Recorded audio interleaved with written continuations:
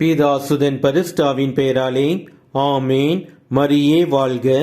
இன்றைய வார்த்தை, வறியவர் என்றுமே மறக்கப்படுவதில்லை. எளியோரின் நம்பிக்கை ஒருபோதும் வீண் போகாது. The needy will not always be neglected. The hope of the poor will not be crushed forever. திருப்பாடல்கள் அதிகாரம் 9 வசனம் 18. நம் வாழ்விலும் நாம் பிறரால் மனவேதனை, உடல் துன்பம் அடையும் போது நம் வேதனைகளை சொல்வதற்கோ ஆறுதல் பெறுவதற்கோ நமக்கு யாரும் இல்லை என்று நாம் எண்ணும் போது, ஒடுக்கப்பட்ட நிலை, வஞ்சிக்கப்பட்ட நிலை, அவமானப்படுத்திய நிலை, கைவிடப்பட்ட நிலை, இந்த நிலையில் நாம் இருக்கும் பொழுது நமக்கு நம் கடவுள் இயேசு கிறிஸ்து இன்று கூறுகிறார், நான் உன்னை மறப்பதில்லை, இந்த கஷ்டமான சூழ்நிலையிலிருந்து உன்னை நான் விடுவிப்பேன் என்ற உன் நம்பிக்கை வீண் போகாது.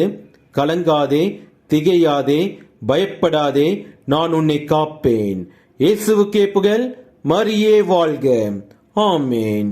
இன்று பிறந்த நாள், திருமண நாள் காணும் அனைவருக்கும் கடவுளின் ஆசீரும் அருளும் சமாதானமும் நிறைவாக கிடைப்பதாக உங்களுக்கு எங்களுடைய வாழ்த்துக்களும் ஜெபமும். வாழ்வு தரும் இறை வார்த்தை, ஆறுதல் அளிக்கும் இறை வார்த்தை, உண்மையை உணர்த்தும் இறை வார்த்தை, நம்பிக்கை தரும் இறை வார்த்தை, இது இயேசு வழங்கும் இறை வார்த்தை, இது இயேசு பேசும் இறை வார்த்தை.